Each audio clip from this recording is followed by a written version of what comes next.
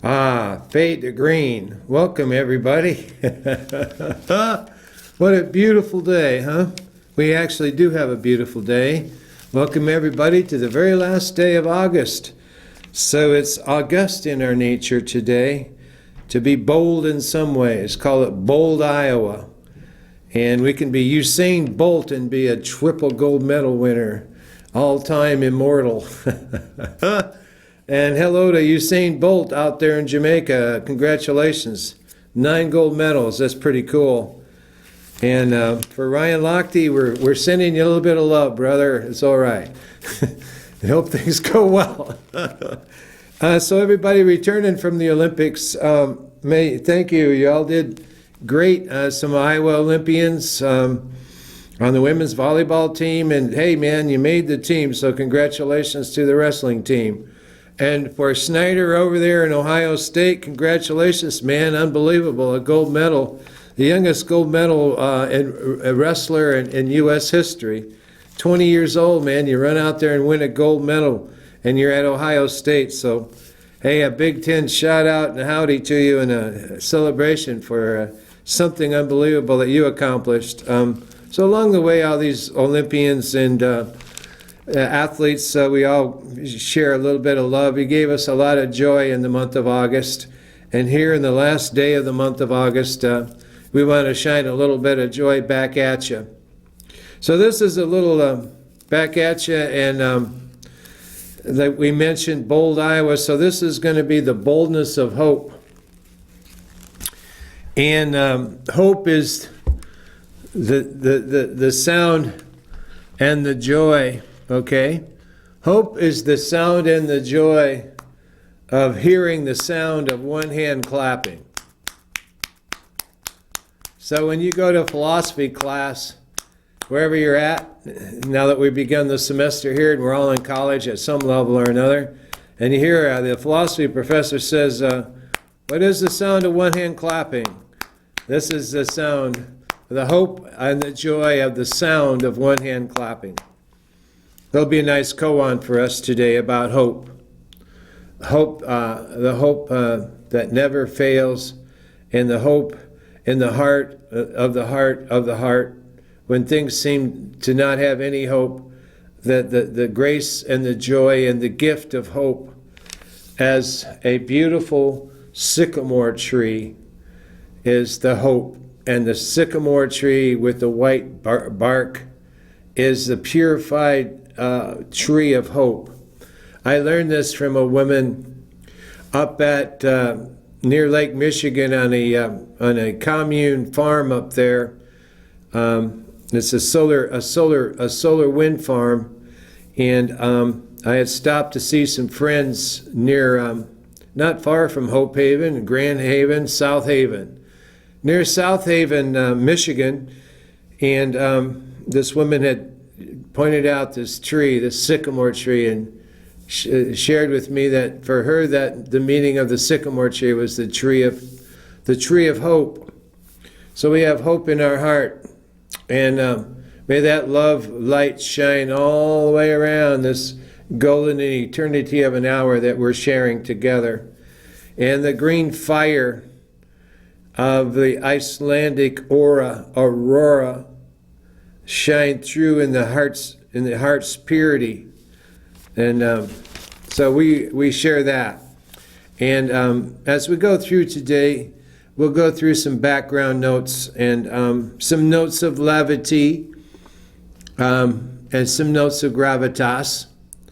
So we'll be working with a biofeedback loop of a hemisync double biofeedback loop in the shape of an 8 sideways, like an infinity sign.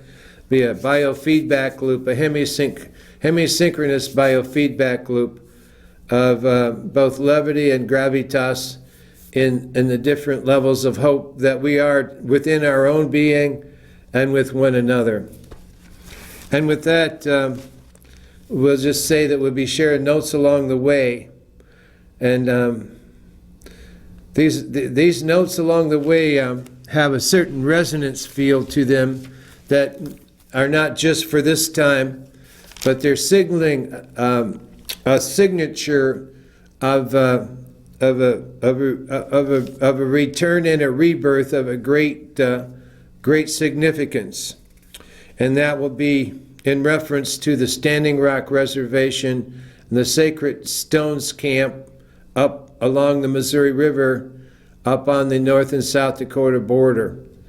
And this will be a song for all the nations through that Standing Rock Indian nation and the preservation of their tribal treaty rights. And so I believe they need to go to the United Nations, as the United Nations declared and voted on a treaty, rights of all indigenous peoples in the 1990s, had a Declaration of the Rights of Indigenous Peoples in the 1990s. So the people of the Standing Rock Indian Reservation have real standing in the United Nations that transcends, which will be part of international law. So their treaty rights are encoded in international law, which has real standing in the rights of the indigenous nations in the United Nations. So the people who are standing up with a backbone at Standing Rock have real standing in the United Nations. That's quite a potent quote, a potent statement. So I invite you to reflect on what that is. The people who are standing up for their treaty rights and the rights of their people at Standing Rock Indian Reservation have real standing in the rights of indigenous people in the United Nations. So they have a real backbone and they have real standing. And I ask and almost implore everyone who's listening and watching to stand with the people at Standing Rock and the Sacred Stones Camp. I believe that's sacredstonecamp.org. If not, it's sacredstonecamp.com. The other one is nobakken, BAKKEN.com. Go to either one of those, or a new site called Bold, Iowa, boldiowa.com. So these are different places you can go to plug in and have connectivity for something that really has a standing and something that is higher purpose and has a real, that really matters. What matters is our Mother Earth. And our Mother Earth is saying, come stand with these people. They're protecting all future of all life on Mother Earth, the seventh generation yet to come, and they're standing with the ancestors and elders and their creation songs at the Sacred Stone Camp. This is actually a river of no return. This river of no return. When you're on this river of no return, you're on the good red road. You're on the river of life. The river of no return is when you return to the place of your origins. And that's for the Standing Rock Indian Reservation. That's the Mandan, the Hidatsa, and the Arikara. And contrary to what we in the white world have been accustomed to thinking about in terms of the Missouri River, Great Plains Indians in the Missouri River of the Dakotas, the Lakota, Nakota, and Dakota. Contrary to what the white historians and the popular culture, the dominant culture, has said, which are most of the Indians were nomadic, and they were warrior-like, and they were hunter-gatherers. They roamed far, and they rode horses, and they tracked and killed buffalo for their sustenance and used their hides for their teepees and for their blankets and for their clothing. That's not exactly true. According to what I have heard, the Standing Rock people, actually the Hidatsa and Mandan and Arikari, they were gardener. They had gardens along the Missouri River. They were not so nomadic as the Lakota and the Oglala. They were more sedentary. They were more agricultural. They had gardens along the Missouri River. consider and conceive that as heaven on earth, a Garden of Eden, actually. So we're looking at the preservation of the Garden of Eden. If you want to go way back to the beginnings of the creation story for the people of the Bible, whether you're Jewish or Islam or Christian, that would be the creation story of Adam and Eve, which would be in the Garden of Eden. Well, in this creation story, the Garden of Eden was right along the Missouri River, where the Mandan, Hadassah, and Arikari were very peaceful people. They were not warlike.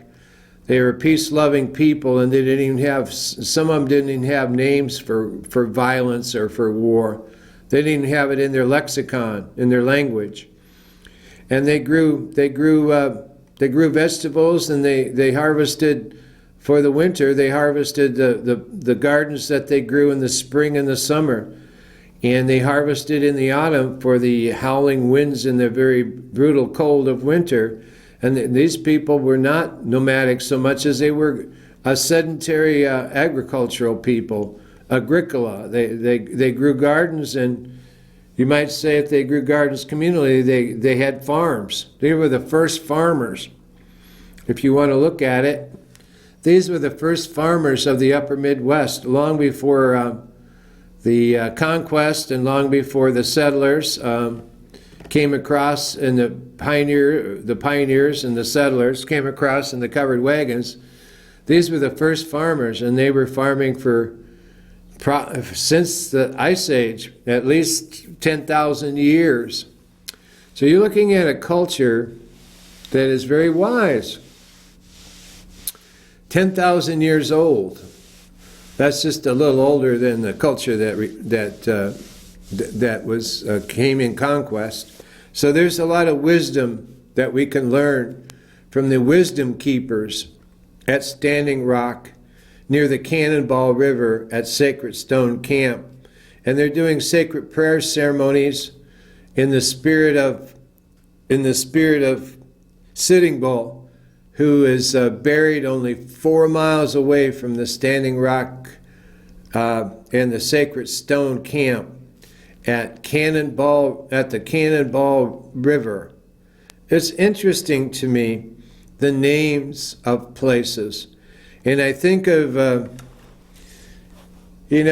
7th Cavalry and, going out to the Battle of Little Bighorn, and then the massacre at Wounded Knee, and you think of cannons that the 7th Cavalry Army would have brought along with them, and so now when their names, the names on the geography maps of Rand McNally is called the Cannonball River, and it makes you wonder. And ask yourself as well. We're doing storytelling on a deep ecology level here. What is the nature of the origin of the name Cannonball River? I believe if we reflected on that, we could see and hear the battles literally from the echoes of that river, Cannonball River. So what's connected here is that at this Sacred Stone Camp at Standing Rock Reservation, on the border of North and South Dakota, on the Missouri River, right near the Cannonball River, is a history that goes back, and it forms a new form of our own understanding. They're providing a new form of our own understanding, which is that the Standing Rock River, and they're standing for Mother Earth there. And as they stand for Mother Earth, they're standing for us as well. No matter what color of the root races of all humanity, red, yellow, black, white, they're standing for all of us. And if we can see the connectivity, they're standing for all future life, for the 7th generation yet to come, because they have standing. They're standing for their cultural inheritance. they're standing for the future, and they're standing for the survival of their people, because the water is life, and it's very simple. The water is life, and they're standing for this principle because it's connected with the fires in Southern California, the outrageous fires that evacuated 80,000 homes, the terrible flooding for 60,000 homes in Baton Rouge and in Louisiana, and the intense searing heat of the Northeast. These are all connected. These are all connected with what the Standing Rock Indian people are, standing their ground to preserve the water of the Missouri River and the reservoir there from the reservoir dogs of the Dakota Access Pipeline, better known as Enron, Enberg, Keystone XL. That's who's behind it is Keystone XL. And you could throw Bush in there, and Enberg, and Cheney, and Halliburton, and Zapata Oil. They're all part of the same pipeline game, and they're trying to choke the life out of Mother Earth and pollute with terrible bitumen bitter slag and sludge from the Bakken, Bakken, sludge pile up there in northwest North Dakota. And it's also connected with the Keystone up in Calgary, Alberta, Canada, which is the largest sludge pile on Earth for what's called fracking, which is just evil as hell, and creating what they call a black snake, making a black snake out of the Missouri River, the river of life. And that's why they say water is life. This is going to cross their reservation, and they're standing, and so far they've shut the pipeline down. The next federal hearing on this is September 9th. So light your candles and make your prayer hoops in whichever way you do your prayers and meditation. And if you feel like it, go on out and join the people at the Sacred Stone Camp up at Standing Rock. It's near the Cannonball River.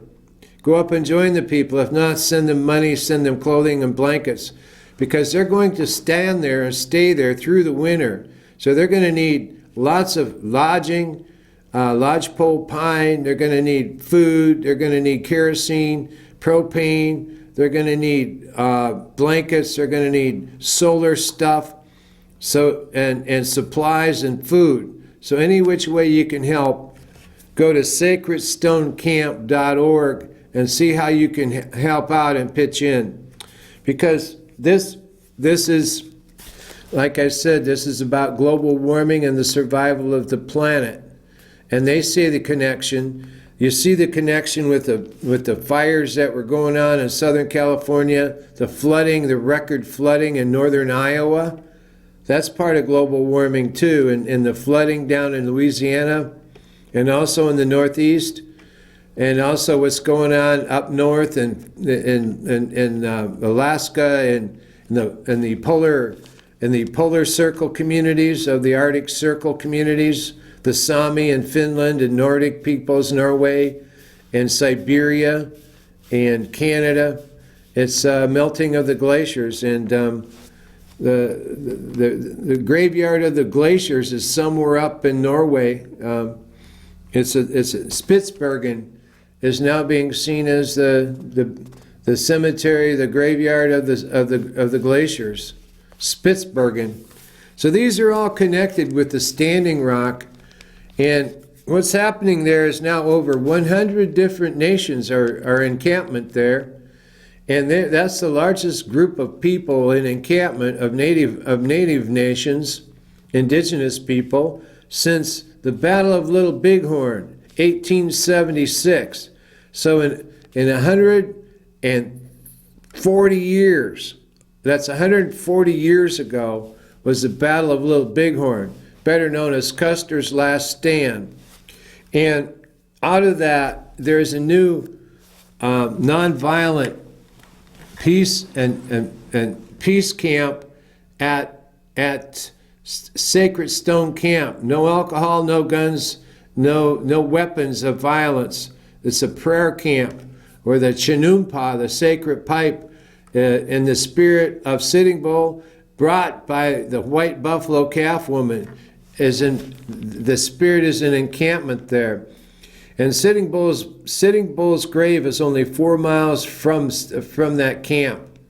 Isn't it interesting that one of the great Native American writers, philosophers, spiritual elders of our recent past, of the 20th and early 21st century, was a man named Vine Deloria. People, you really need to look up Vine Deloria. He was Standing Rock Sioux, which is the Standing Rock Reservation. He was born in Standing Rock Reservation. And he wrote 3 books that I can remember that I say each one is like required reading. If you're Rage Against the Machine and you have a list of your top 10 books that you need to read, 3 of them are part of Vine Deloria. One is God is Red by Vine Deloria. V-I-N-E, last name, Deloria, D-E-L-O-R-I-A. Look him up, Google him, get his books from Amazon. The first is called God is Red by Vine Deloria. The second is called We Talk, You Listen. Does that sound like familiar now? He wrote this 40 years ago in the 70s, but it sounds like he's talking to us right now. We Talk, You Listen. And the third, which is like what I mentioned, was this is the first time this many number of Native American nations have gathered in one place for harmony and condolence ceremonies. And since the Little Bighorn, the Battle of Little Bighorn, and the third book is Custer Died for Your Sins.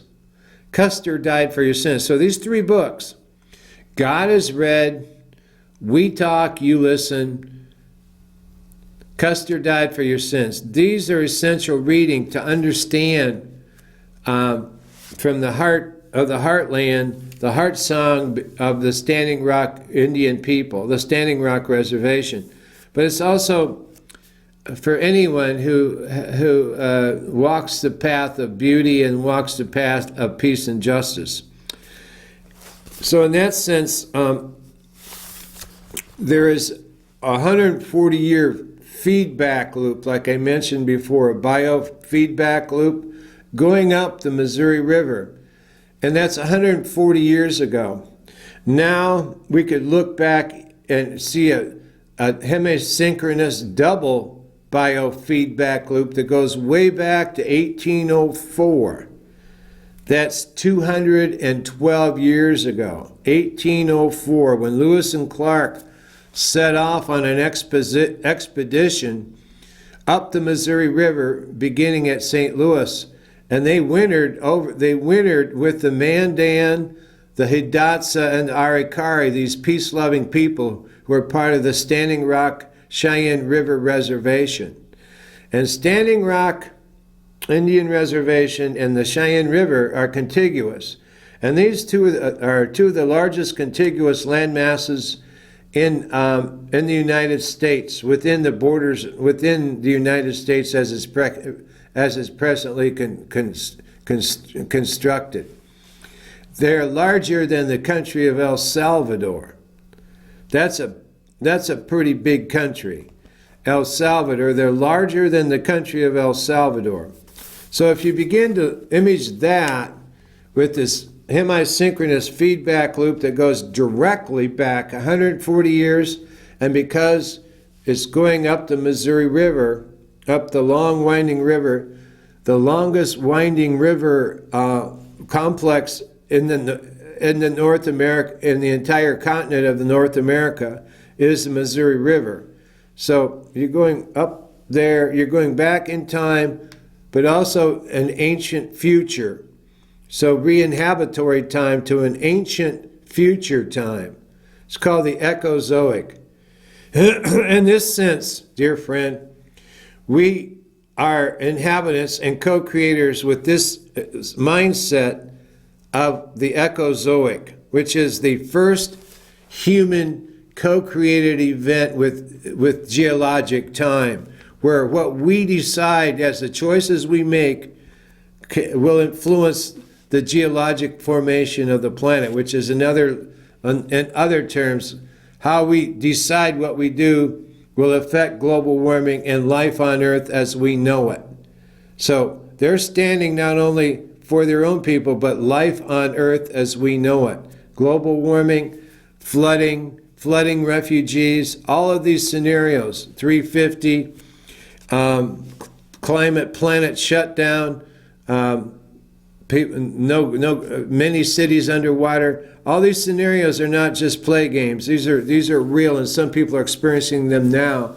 So these people are saying no to this pipeline, which is pure greed by the Emberg Corporation, which is half of it owned by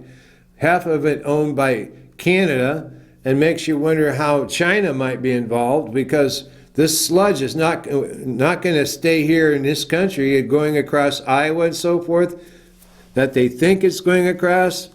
Well, I have good news for you, dear friend. We're going to shut it down, dear friend. It's not going across Iowa and the beautiful bosom of the beautiful heartland of Iowa.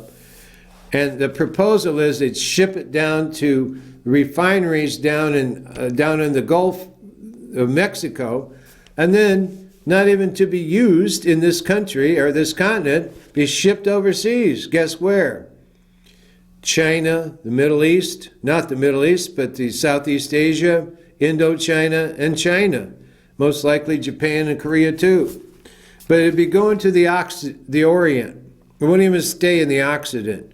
Has to go over the with this caveat in mind, it has to go over the international hate line, better known as the international date line, with these tankers, these carnivorous, cancerous, carcinogenic carriers over the international hate line to be posited that sludge in Indochina. Not even to be used here in the North American continent, better known as Turtle Island. So you can see the connections, the global warming connection, the pipeline from hell, the pipeline from nowhere.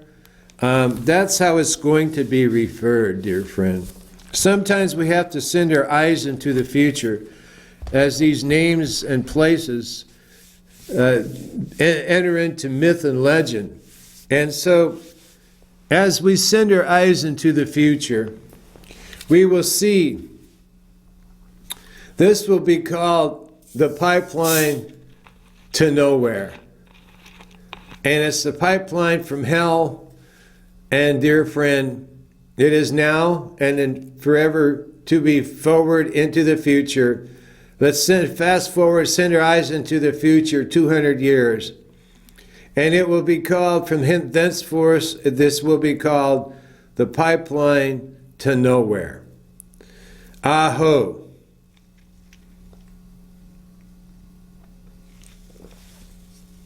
With that spirit, we are with the Native American people, because we are all Native American at some level, way back to our tribal roots, whether they're in Europe, Africa, Latin America, Asia. We're all part of a tribe somewhere. And so, as we look at this, and I said we would be entering in some factotums and data along the way, let's take a look at where we're at right now. On the astrological plane, astrologoi, it is healthy to be evolved and involved and inhabit the science of astrology. And so let's accept that as a science. Here we are. Today is the 31st, August 31st, Wednesday.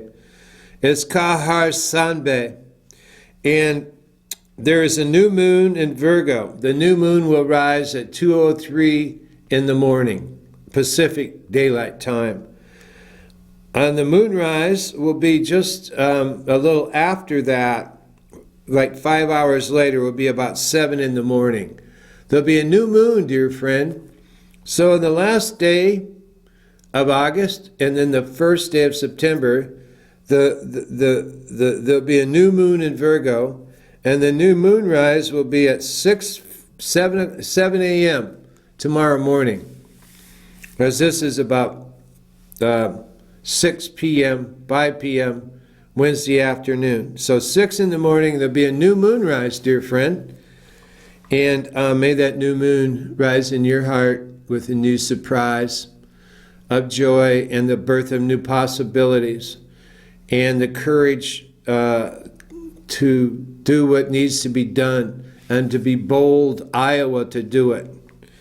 And also, there will be an annular, what's called an annular solar eclipse, right after the new moonrise at 2:03 a.m. Pacific time, which is actually midnight. At midnight tonight, Midwestern Central Daylight Time, there'll be a new moon in Virgo. And at midnight, 8 minutes after midnight, when the new moon is just rising and when the new moon is in Virgo, there'll be an annular solar eclipse after midnight tonight. And then the moonrise itself will be at 7 a.m. Well, we could say 4 a.m. Central Daylight Time. So it's always good to be in touch with the wheel. While the wheel is in spin, we take our place upon the great mandorla. So that is one factotum, and it's always good to see what the potential is there. And we have a piece, and we talk about respect for our elders. And our elders are really ourselves wrapped inside the cocoon of a womb of time. Our elders are really ourselves wrapped inside the cocoon of the womb of time, dear friend. So we're going to give this in honor to the elders. This is a gift in honor to the elders. This is called At 90. The plaintive strains of a morning dove pour in like golden grain through the curtain. I turn and dive back into the dream where I am always 20. Isn't that beautiful? I rise, pull on my white petticoat. This is a lady at 90. The girlish one I have always worn. Pad to the door on tooled leather feet. Let the summer in. I catch my reflection in the glass. Peer through the grid of wrinkles. Layered like onion skin to the purple heart. Beneath where I still sit. A young woman stopping and stepping into her first labyrinth. Oh, river. This is at 90. Let's let that one get into our heart. Let's unpack this again. At 90. The plaintive strains of a morning dove pour in like golden grain through the curtain. I turn and dive back into the dream where I am always 20. I rise, pull on my white petticoat, the girlish one I have always worn. Pad to the door on tooled leather feet. Let the summer in. I catch my reflection in the glass, peer through the grid of wrinkles, layered like onion skin to the purple heart, beneath where I still sit, a young woman stepping into her first labyrinth. Into the labyrinth, dear friend, at 90. It's a great celebration of the joy of the journey for our loved ones, friends, elders, ancestors, neighbors, whoever's beautiful at 90. There's the joy of the journey through the morning dove and the golden grain through the curtain. And like layered onion skin, it's beautiful to beneath where she still sits as a young woman stepping into her first labyrinth. O river. So that is part of the honoring of our elders, and in a sense, going up the river of no return, is Back to the Future. But stepping into the first labyrinth is back to the ancient future, which I earlier mentioned is the Ecozoic. This is the first human co-created event with evolution in history and before history. This is the first human co-created event with evolution before history, even before history began. It is called Ecozoic because we are participants in the outcome of the future on this planet in terms of ecology, in terms of eschatology, in terms of geology, in terms of climatology. And there's a few other, in terms of meteorology, several sciences, in terms of volcanology.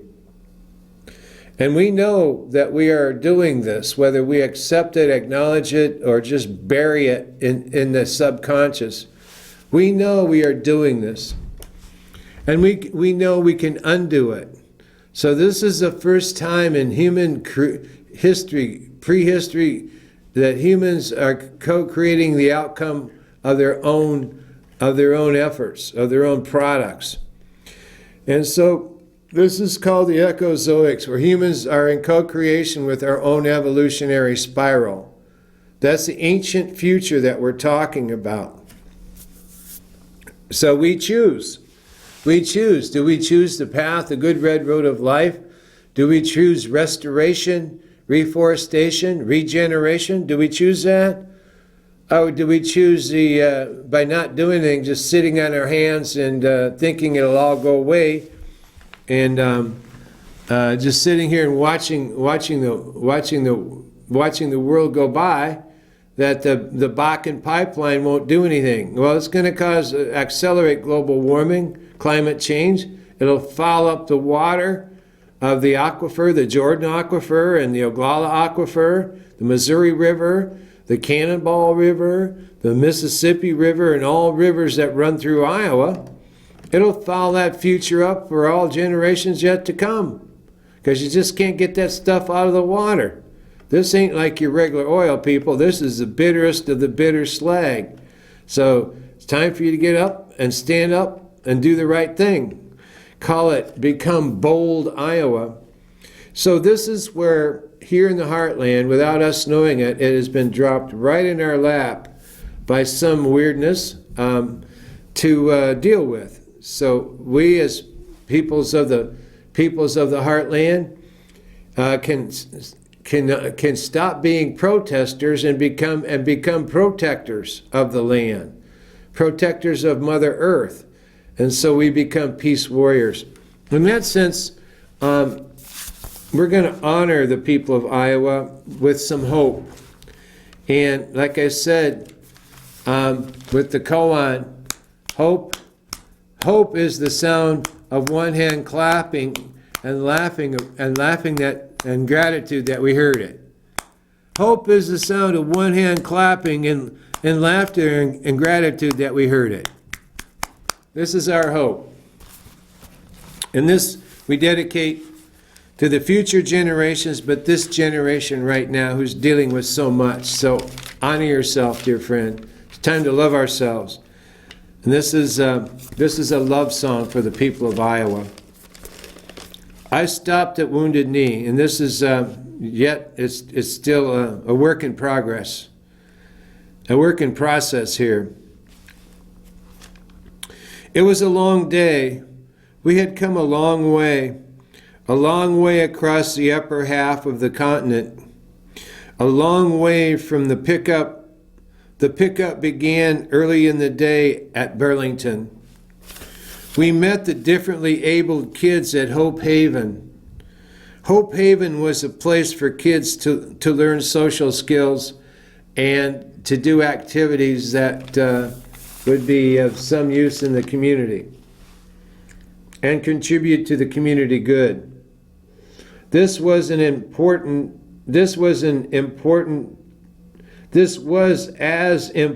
to the greater community as it was to these kids. They had a place to belong, and they were contributing. These kids were in a high state of bliss. These kids were in a high state of bliss.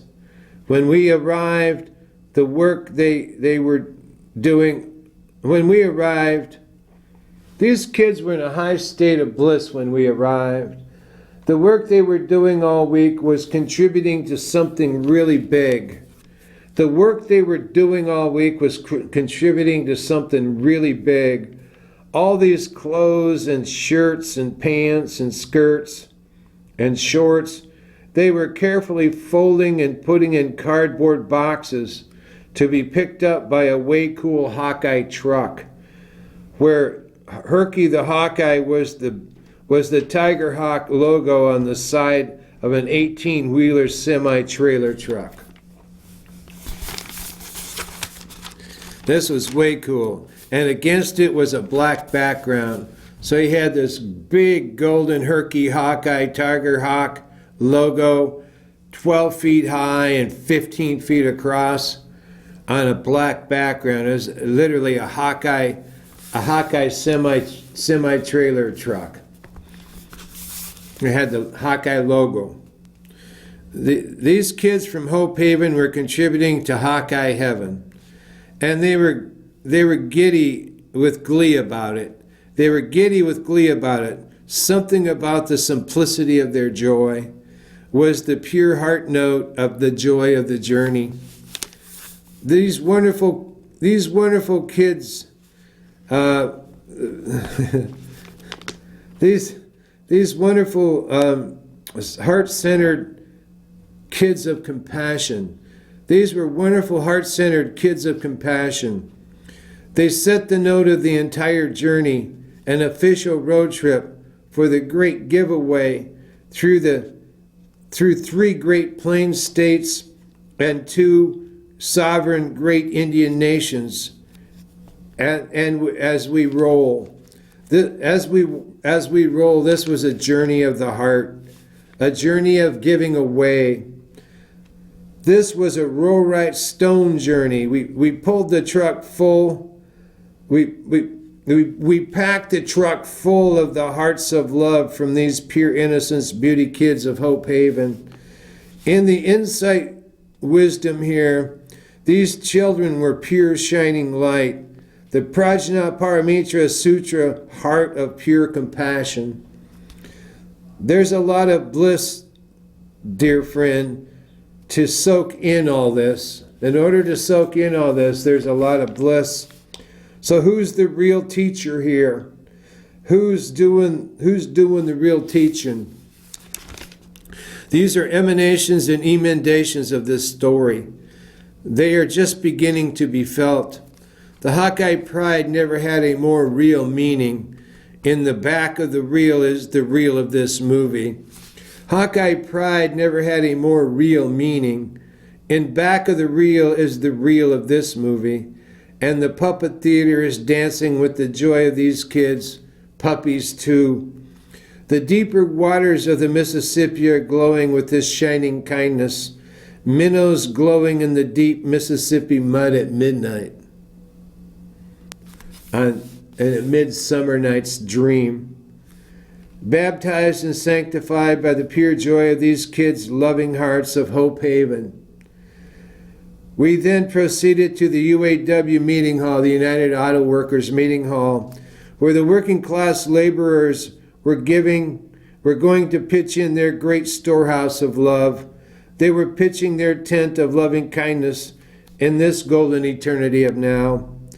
In many ways, this was a find out in many ways of the loving kindness and the great generosity of the people of Iowa, a humble pie fest and feast. Burlington Snake Alley was showing how many convolutions of joy were possible. Hug Love was in the front of this work. The workers' truth and labor, a labor of love on this Labor Day. So this is a labor of love on a Labor Day, but this is Hope Haven. We're talking about the sound of one hand clapping. Hope is the sound of one hand clapping, laughing. And Hope Haven is where the joy emanates and lives. It's a place for differently able kids in Burlington, Iowa. So when you hear something like this, it stops you in your tracks.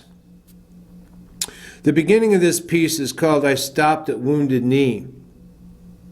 But in order to get to Wounded Knee, you have to begin on the banks of the Mississippi River in Little Burlington, Iowa, at a very humble place called Hope Haven, early in the morning. So this is I Stopped at Wounded Knee. It was a long day. We had come a long way. It was a long day. We had come a long, long way. A long, long way across the upper half of the continent. A long, long way from the pickup. The pickup began early in the day at Burlington. We met the differently able kids at Hope Haven. Hope Haven was a place for kids to learn social skills and contribute to the community good. Hope Haven was a place for kids to learn social skills and contribute to the community good. This was as important to the greater community as it was to these kids. They had a place to belong, and they were contributing. These kids were in a high state of bliss when we arrived. The work they were doing all week was contributing to something really big. These kids were in a high state of bliss when we arrived early in the morning. The work they were doing all week was contributing to something really big. All these clothes and shirts and shorts and skirts and pants, they were carefully folding and putting in cardboard boxes to be picked up by a way cool Hawkeye truck, where Herky the Hawkeye was the Tiger Hawk logo on the side of an 18-wheeler semi-trailer truck against a black background. These kids were from Hope Haven were contributing to Hawkeye Heaven, and they were giddy with glee about it. And they were giddy with glee about it. Who's more pure? Who's more humble? Something about the simplicity of their joy was the pure heart note of this joy of the journey, in this joy of the morning. These wonderful, heart-centered kids of compassion set the note of the entire journey, an official road trip for the great giveaway. For the great giveaway, through 3 Great Plains states and 2 sovereign great Indian nations did we roll. This was a journey of the heart in the middle of the heartland in the upper Midwest. A journey of giving away. This was Row Right Stone Journey. This was Row Right Stone Journey. When you get your heart right, here at Hope Haven. So we're here, dear friend, in this joyful journey to get our heart right and to set our heart right here, right now, in the golden eternity of this hour, here at Hope Haven. Here at Hope Haven. This was a journey of the heart, a journey of giving away. This was the Row Right Stone Journey, dear friend. The Row Right Stone Journey. We packed the truck full. We packed the truck full of the hearts of love from these pure innocence beauty kids of Hope Haven. In the insight wisdom here, these children were the pure shining light. In the insight wisdom here, these children were the pure shining light. the Prajnaparamita Sutra of pure compassion. These beauty kids of Hope Haven, in the insight wisdom here, these children were pure shining light.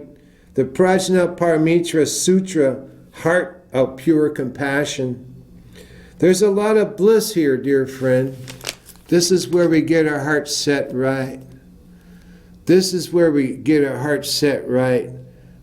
There's a lot of bliss here, dear friend. We follow our bliss right on out to the void where we find Hope Haven. There's a lot of bliss here, dear friend, to soak in all this. So who's the real teacher here? So who's the real teacher here? Who's doing the real teaching, dear friend? These are emanations and emendations of this story. These are emanations and emendations of this story and are just beginning to be felt. These emanations and emendations of this story are just beginning to be felt. Hawkeye pride never had a more meaningful, Hawkeye pride never had a more real meaning. In back of the reel is the reel of this movie. These emanations are just beginning to be felt. Hawkeye pride never had a more real meaning. In back of the reel is the reel of this movie. And the puppet theater is dancing with the joy of these kids.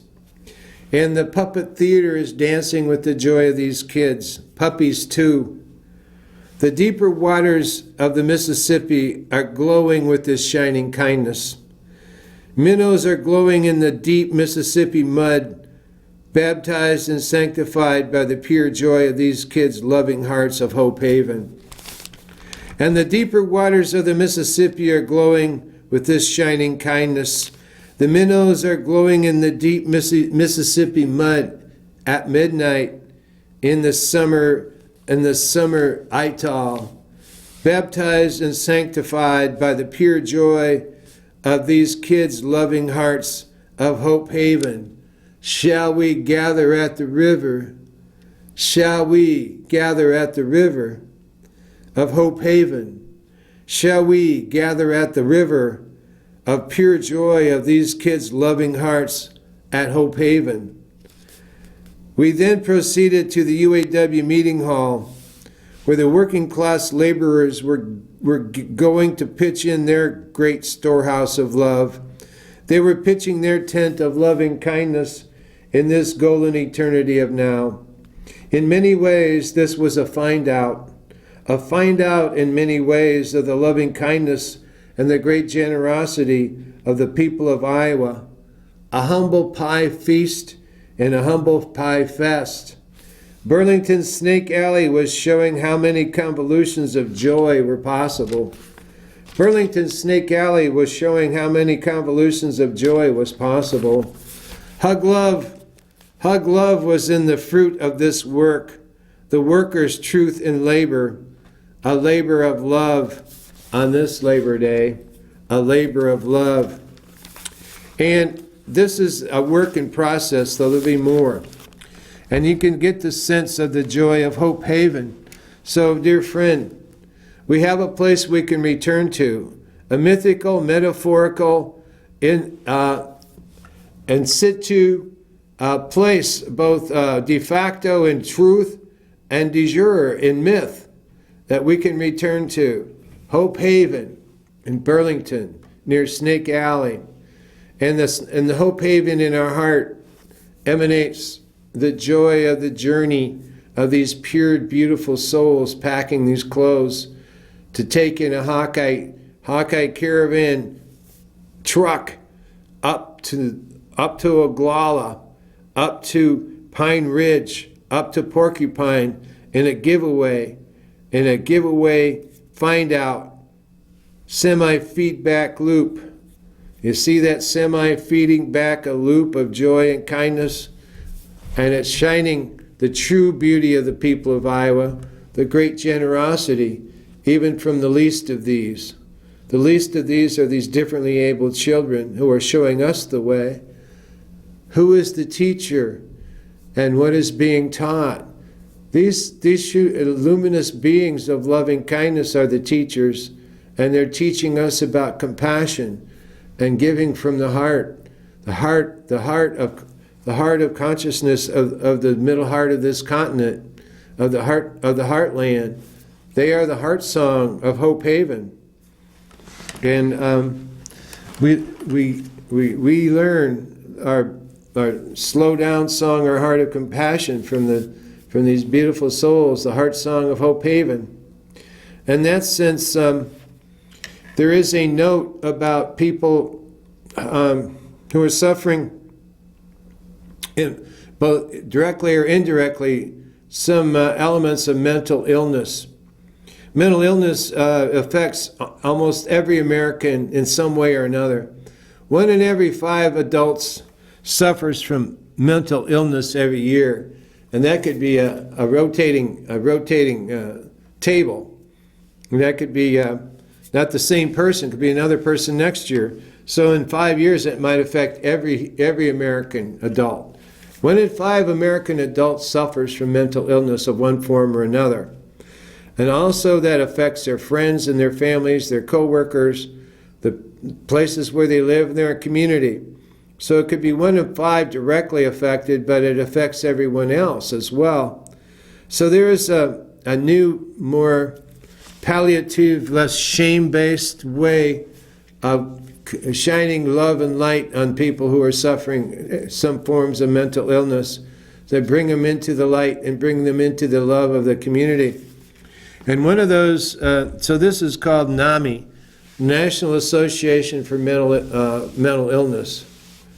And NAMI, the Multnomah, which is Portland, Oregon, Multnomah is a county within, Portland has a couple counties there. And Multnomah County is partnering with NAMI with a theatrical group called Playback Theater.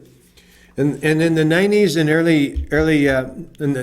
there was a lot of therapy called drama therapy or therapy through theater.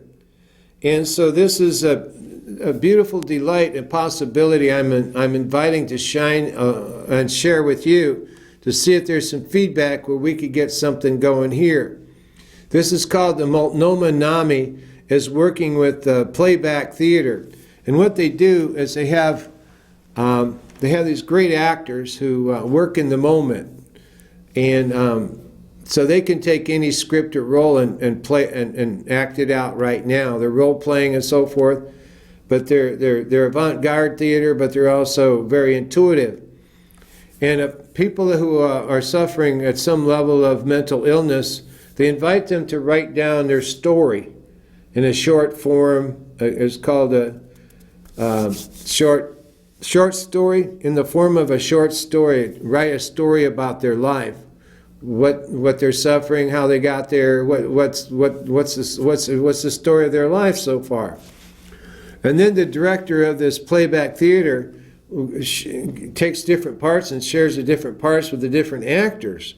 These actors are very intuitive, and they're able to shapeshift and act out the script right in front of the person who is sharing their story. And this is considered deep therapy. It's called theater therapy, where the person is actually seeing therapy through other people acting out their life. So this is Playback Theater. And it's not just for that person, it's for the entire audience of the community.